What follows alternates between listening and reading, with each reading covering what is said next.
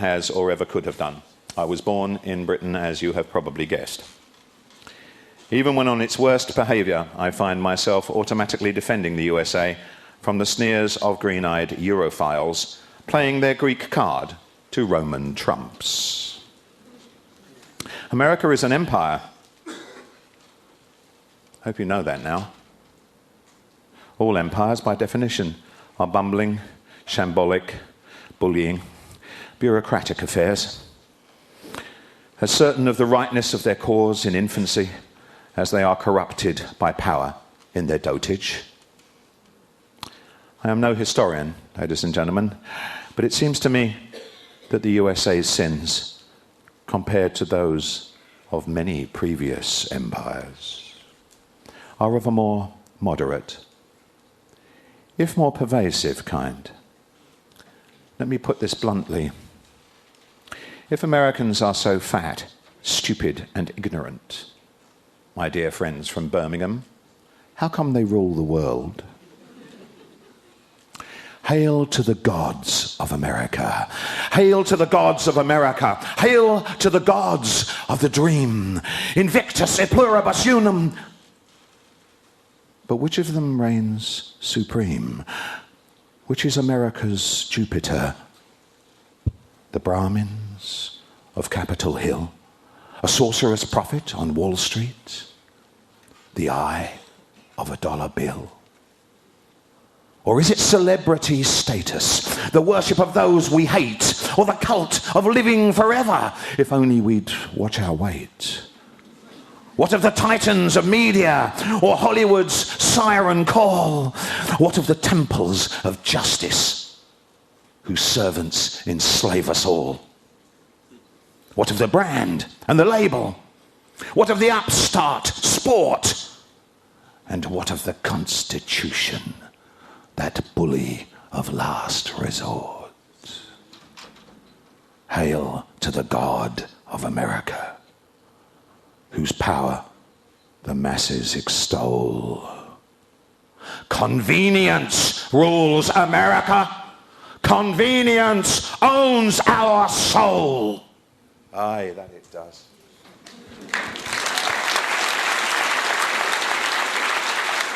And if you would like to know why I am not a father, I, who by a miracle have 22 godchildren, the answer is in this poem, which upsets me every time I read it. Love came to visit me. Love came to visit me, shy as a fawn, but finding me busy, she fled with the dawn. At 20, the torch of resentment was lit. My rage and injustice waxed hot as the pits. The flux of its lava cleared all in its path. Comrades and enemies fled from its wrath. Yet lovers grew wary once novelty waned. To lie with a bloody madman is terror unfeigned. At 30, my powers seemed mighty to me. The fruits of my rivals I shook from the tree. By guile and by bluster, by night and by day, I battered and scattered the fools from my way. And women grew willing to sham and to bluff. Their trinkets and baubles cost little enough. From 40 to 50, grown easy and sly, I wined them and dined them like pigs in a sty. We feasted and revelled and rutted in muck, forgetting our peril, forgetting to duck, forgetting time's arrows are sharper than knives, grown sick to our stomachs and sick of our lives. Love came to visit me, shy as a fawn, but finding me busy, she fled with the dawn.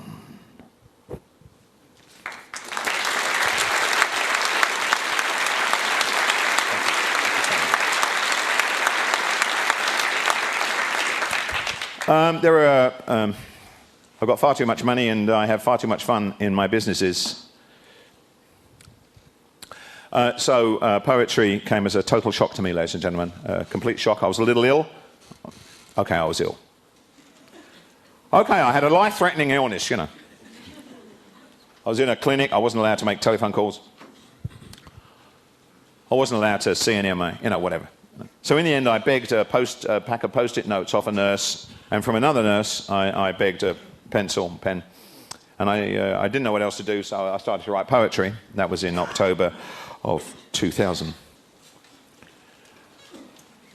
I'm not an evil man, but sometimes I try to put myself in an evil man's position. I'm not a glorious and fantastic-looking woman who men fall down, you know, when she walks in a room. But sometimes I try to put myself in that position. Not with much success. But it's interesting to me, I love to write historical verse. I love to think what they thought, what it was like. Because although many of the speakers and many of the people who are in the audience, although you guys can not only go to the moon, you know, you're going to totally transform everything. Cloning will transform everything. Voice navigation will transform everything, you know. I don't know. You can do anything you want. All you guys are so clever, you and women, you can do it all. But human nature doesn't change, mate. My friends, human nature is exactly the same as it was when my ancestor, probably it was my ancestor, got his hands around the neck of the last Neanderthal and battered the bastard to death. You think we didn't do that? Oh, we did. We killed every single one of them. Inch by inch, we killed them. We hunted them down wherever they were. Rivals for meat, rivals for berries.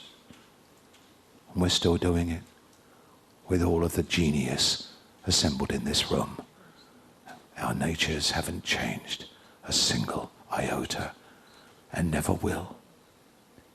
Even when we've got off this little planet and have put some of our eggs in some other baskets. And I'm as bad as you. I spent 8 years running one of the most successful publishing businesses in the world. And at 7 o'clock every night, I took me some more girls, already corrupted. I never did anything to anyone that wasn't. And I took crack cocaine every single night for 7 years. It was like Dante's Inferno. It was unbelievable. One of the offshoots of crack cocaine is that you keep an erection for about 4 hours. And you stay up for 12. It was absolutely unbelievable. 22 godchildren I've got. What do I say to them? I only stopped because I thought if I got caught, what would happen to my mother? If you're a woman, remember that. The love of your son can utterly transform anything he does.